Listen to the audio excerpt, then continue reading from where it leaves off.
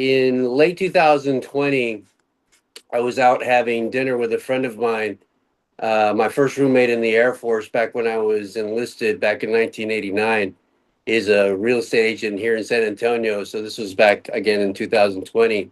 And he asked me, I was working for the government at that time.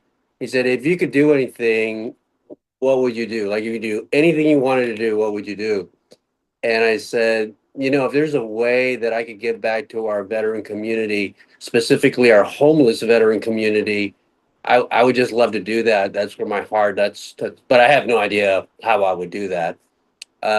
Initially, I thought, maybe if I just bought a house and had like a mother-in-law house in the back, I could do something with the mother-in-law house, either live in it myself and do something with the main house. Well, what ended up happening was I dropped the seed in his mind, and of course, his question dropped a seed in my mind.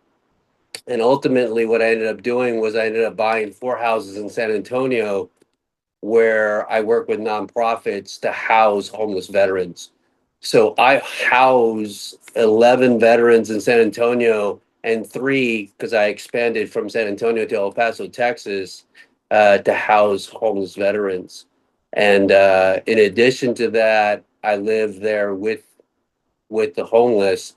So ultimately, I ended up taking what they call deferred retirement from the government to do it full time. So I got rid of, if you will, everything that I own to buy these properties to live with, which I guess they're not really homeless anymore, right? Because they're living with us.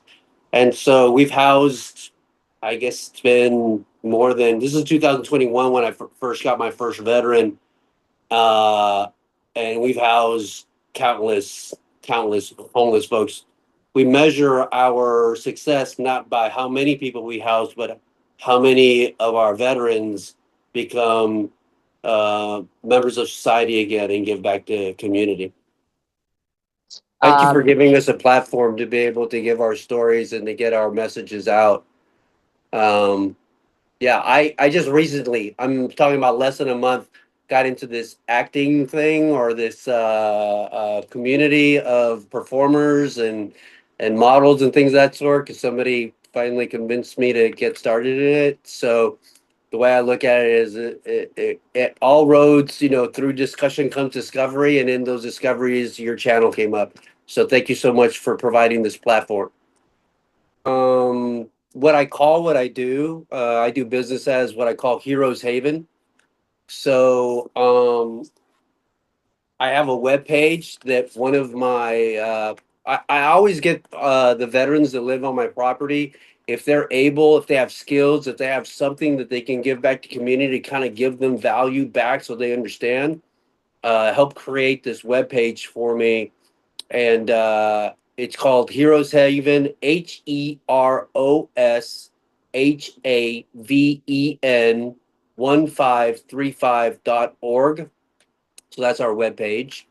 And then you can find me on Instagram under Daniel Cano, last name spelled Cano 452.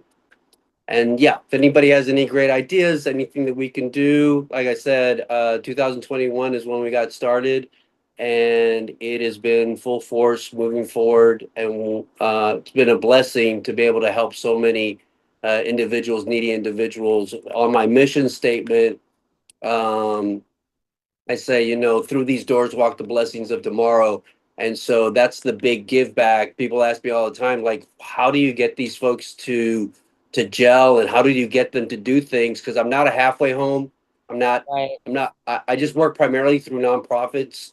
They're the ones that refer them over to me, if you will. But I'm not a halfway house. But when you allow them the opportunity to be part of a unit and be able to give back, the gates just open up for them, and they have a purpose and they have a reason. So That's incredible. Thank you so much for your time.